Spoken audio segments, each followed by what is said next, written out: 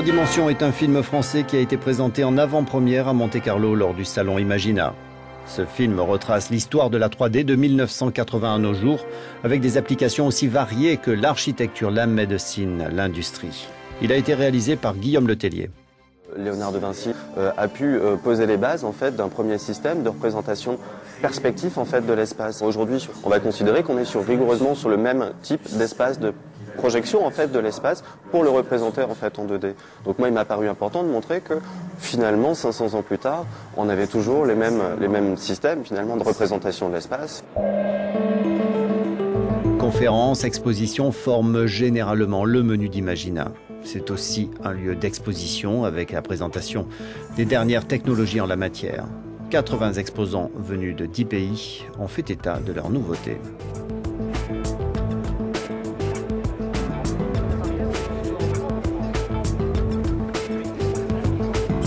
Cette année, pour la première fois, une section du salon a été entièrement dédiée à l'univers de la dent et des dentistes. Dans ce domaine, la 3D peut aider les praticiens à établir des diagnostics et à fabriquer des prothèses.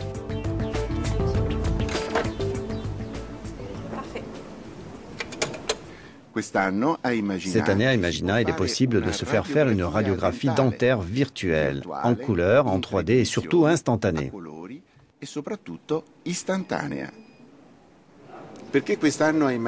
Pourquoi cette année, à Imagina, il y a une section dédiée à la technologie dentaire?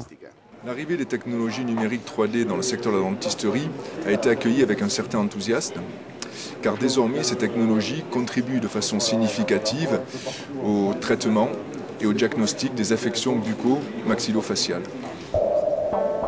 La société allemande Sirona a ainsi présenté un système qui permet aux patients d'obtenir très rapidement une couronne.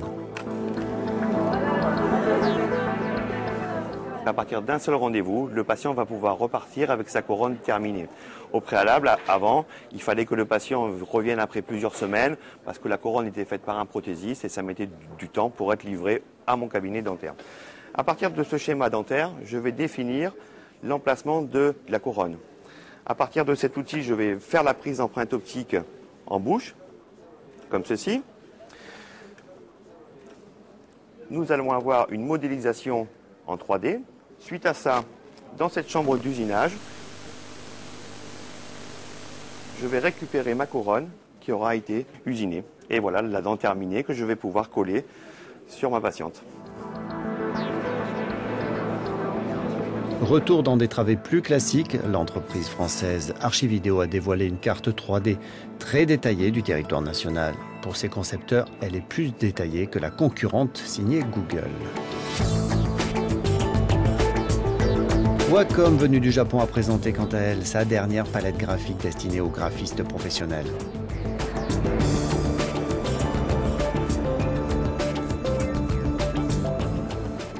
Alors les avantages, c'est un espace de travail beaucoup plus grand, plus naturel, un écran haute résolution. On peut, avec quelques outils, commencer à travailler, à lever du volume sur des modèles, pour au final arriver sur des objets beaucoup plus avancés, plus travaillés. En quelques minutes, en fait, c'est assez rapide. On va pouvoir remplir d'une couleur, travailler et faire un style pour de l'image, pour de l'animation ou par exemple ici pour de l'impression 3D.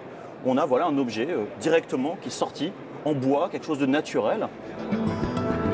Et enfin Virdis, là aussi une société française a montré un logiciel destiné à recréer sur une période très courte et en 3D les derniers faits d'actualité.